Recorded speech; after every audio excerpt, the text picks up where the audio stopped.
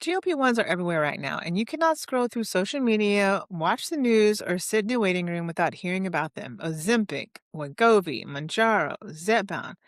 The names are different, but the question underneath all of them is the same. What is this thing actually doing inside of my body? And this is what we're talking about today. So grab your coffee and let's jump in. Now, when something becomes this big, this fast, it can be really hard to separate real information from all the noise. So today I want to break down what GLP-1 is all about, okay? How they work, why they help with blood sugar and weight, and what you actually need to do if you're thinking about considering them or maybe you're already on one. And there are a lot of people taking these that they don't have the full picture of how they work, side effects, and all of that. And I just want to change that for you. Now, what exactly is a GLP-1? It stands for glucagon-like peptide 1. And I know that's a mouthful, so let's just call it what it is. It's a hormone that your body already makes. And many people don't know that part. I know that surprises you. It's not a foreign substance in our body. It's not something that is invented in a lab with no connection, right? It's actually a hormone that your gut naturally produces every single time that you eat. Your small intestine releases it within minutes of a meal, and it does a whole cascade of things that help your body manage blood sugar. Now, when we talk about GLP-1 medications, that's what we're really talking about is a medication that mimics or enhances the action of the hormone in your body that's already supposed to be making it. The medications are just more potent, it lasts longer. It's just a longer lasting version of what your gut is trying to do naturally. Now, you might be wondering, why would someone actually need that? Well, because people like you and me with type 2 diabetes and insulin resistance, that natural GLP-1 response is often blunted. The gut still releases it, but it's not as much and it's not as effective. So the medication kind of steps in to fill that gap. Now, I personally tried Ozempic and Wegovy, and I started it back several years ago, and I've been kind of off and on again with this medication. But Ozempic and Wegovy really did not work as effectively as Mounjaro for me. And I think one of the reasons that it didn't work as well is because of the insulin resistance. And for some reason, Ozempic didn't help me lose weight at all. And then Wegovy, with the higher dose, it started to help me lose weight. And then unfortunately, insurance said no more. And then I stopped it because I didn't want to pay $1,000 for the medication. And then eventually, Mounjaro was approved for type 2 diabetes and weight loss. And I started that with a 3-month coupon, and then eventually fought probably 3 different appeals to get the medication covered for type 2 diabetes, so through my insurance. And honestly, it's been one of the game changers for me personally because it has really helped blunt the glucose response, help the insulin resistance get better, and then, of course, it does help me as far as not being as hungry most of the time, and unfortunately the other side of that is that I have to really force myself to eat. Now, lately, when I do take this medication, I have become intentional about what I'm eating, and we're going to get into that as well. So, what does this GLP-1 actually do? This is where it gets interesting. GLP-1 is not just one thing. It's actually doing several things at the same time. Together, they add up to a pretty powerful effect on the blood sugar and body weight. So let's walk through each one of them. First, the GLP-1 tells your pancreas to release insulin. And at first, when I read this, I was thinking, that doesn't sound right. I'm already making too much insulin. I have insulin resistance. I don't need more insulin. But of course, when your blood sugar rises after a meal, the GLP-1 signals to the pancreas to release insulin. And here's what makes a difference from other diabetes medication. It only does this when your blood sugar is actually elevated. So it's a glucose dependent response. That means when your blood sugar is normal, your GLP-1 is not really pushing your pancreas to keep releasing insulin. And that's very important because if you already have a lot of insulin on board and your blood sugar is starting to rise, which it normally does after you eat, this GLP-1 medication is going to tell your body that, okay, the blood sugar is not really elevating, which that's the safety measure, excuse me, that's a safety feature that's built into this mechanism. And it's one reason GLP-1 medications carry a lower risk of hypoglycemia, which of course we talked about, and is a dangerously low blood sugar compared to some other diabetes drugs. So the second thing it does, it tells your pancreas to stop releasing glucagon. Now, glucagon is the opposite of insulin. Where insulin lowers blood sugar, glucagon raises it, and it signals to your liver to release stored glucose into your bloodstream. And people with type 2 diabetes, glucagon can often be overreactive, and so the liver is releasing way more glucose when it doesn't really need to be, which keeps your blood sugar elevated all day, even when you haven't eaten. Now, GLP-1 suppresses glucagon, so it's working from two different directions at the same time. So you have more insulin going up and less glucagon pushing blood sugar higher and higher. And this combination is actually really powerful. The third thing is it slows down how fast your stomach actually empties. And this is called gastric emptying.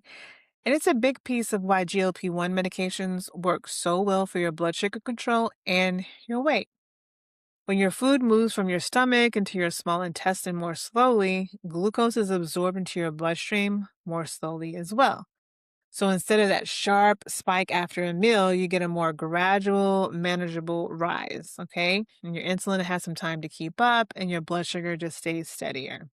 Now, from a weight perspective, slower gastric emptying means that you also feel fuller longer. And this is absolutely true. If you've ever been on GLP-1 like me, you know that it's almost impossible to want to eat 3 full meals a day.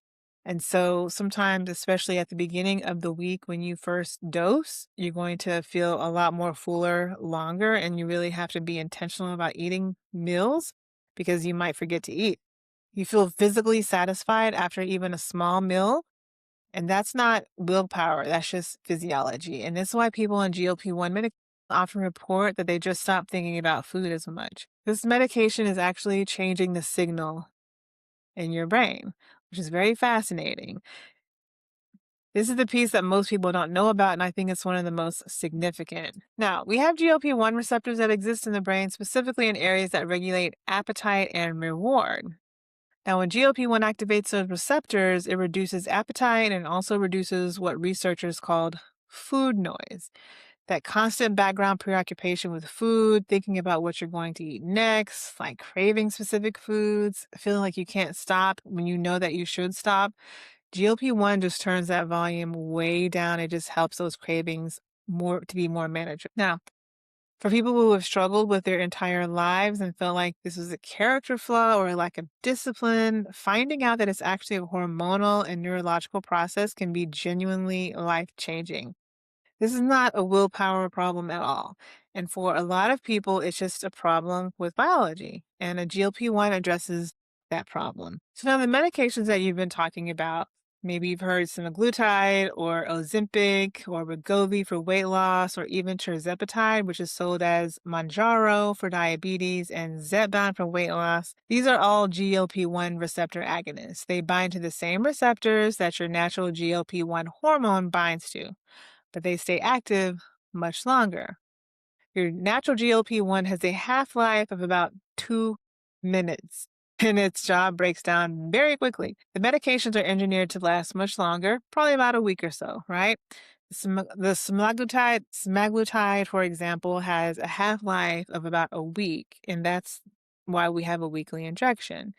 It's designed to maintain that GLP-1 effect continuously and steady all week rather than just minutes after a meal. Now, tirzepatide actually goes one step further. It's what is called a dual agonist. It acts on GLP-1 receptors and also on another receptor called GIP, which is a separate gut hormone that also plays a role in insulin secretion and fat metabolism.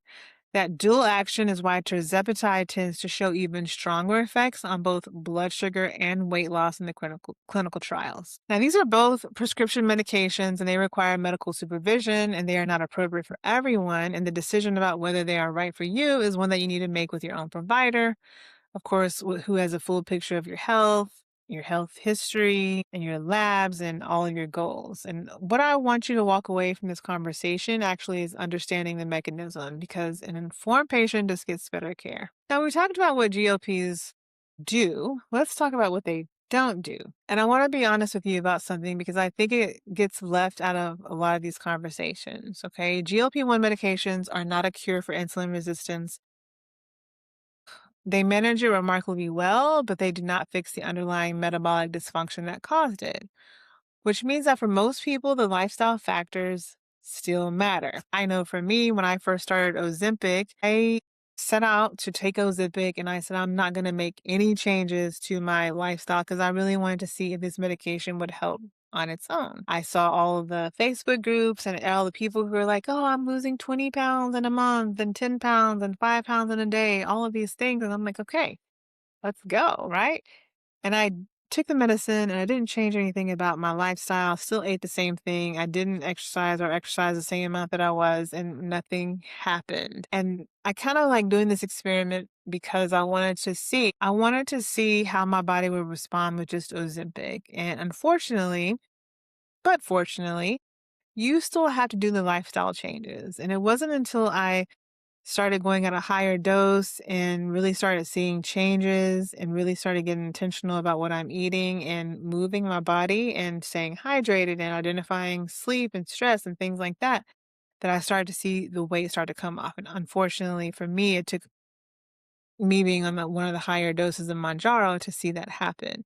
And I think just because we have to start, I we really still have to work on that insulin resistance. And without that, piece, this medication not only is not going to work, but if it does work even a little bit, once you start coming off it and you still have these same habits, the weight's going to come right back. So that protein, your fiber, your sleep, all the stress and the movement, those things all matter even on the medication. As a matter of fact, the people who get the best long-term outcome on GLP-1s are the ones who use the medication as a tool alongside those lifestyle changes and not just instead of them. Now, there's a question of what happens when you stop. As I mentioned before, for most people, the effects are not permanent. Once the medication is discontinued, unfortunately, appetite returns with a vengeance because I've seen it before. I've been off of it myself. And the weight, of course, will start to creep back up and then blood sugar can rise again. Now, this is not a moral failure, but it's just the nature of how the medication works by maintaining a hormonal signal. Now, when that signal stops and the effect diminishes, then everything goes back to normal. So if you're on a GLP-1 or thinking about starting one, the best thing you can do is use that window, that reduced appetite, that improved blood sugar control, and to build those habits that will carry you forward, okay? Use this medication to make the lifestyle changes easier. Remember, it's just a tool. And because the lifestyle changes are what create long-term metabolic health, then once you're off the medication, if you decide to get off the medication, then it's just going to be that much easier. Now, I have a lot of people who are concerned about taking it long term. Now, there have been studies out there and have shown safety long term, especially if you have type 2 diabetes. It's no different than taking metformin or any of the other anti-diabetic medications so that you can have a healthier A1C and blood sugar and ultimately reduce complications overall.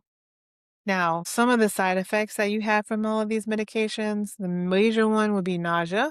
And the way that you can manage that is personally, I take ginger chews. I don't have as much nausea anymore because I've been on the medication for quite a while. So I'm used to it. But ginger tea, ginger beer, anything with real ginger will really help reduce that nausea feeling. You can talk to your doctor about anti-nausea medicine as well. You also want to make sure that you're eating smaller meals because if you eat a gigantic meals and everything is slowing down, then it's going to make you feel uncomfortable. So that's going to be very important. And then another side effect people talk about is GI upset. So you might have constipation. Sometimes you might have diarrhea, but you want to make sure that you are continuing to eat fiber and drink plenty of water because these medications can also further dehydration. A lot of times we are dehydrated at a baseline, so you want to make sure you're staying extra hydrated while on these medications so that you can continue to have normal bowel movements. And that's pretty much it. I mean, there are some severe symptoms that people have reported. Some have been blindness, which sounds very scary, of course. And what I have seen in the research is that when you have a high A1C and you're dropping that A1C really rapidly, that's something that can happen. And it's very rare, but definitely something to talk to your doctor about. You also have some people who have had gallstones. And if you have a family history of that, of course, if you have a family history, I should say, of thyroid cancer, you can't take GLP-1 medications. but definitely gallstones, if that runs in your family, that's something to talk about, and definitely want to get some labs before you start so that you can monitor that.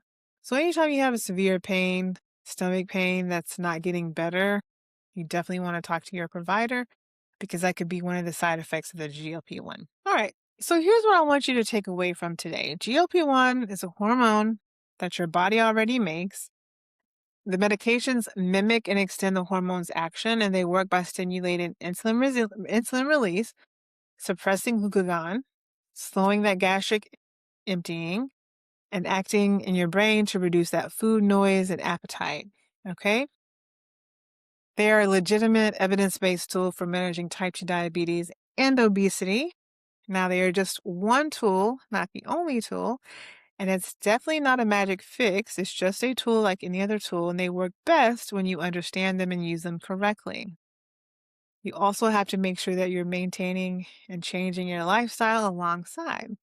So I hope today that I gave you a clearer picture of what is actually happening when someone takes one of these medications. And because whether you're on one or maybe you're considering one or just trying to understand what everyone around you is talking about, you deserve real information. Thanks for being here and share this episode with a friend who has been asking you about GLP-1s.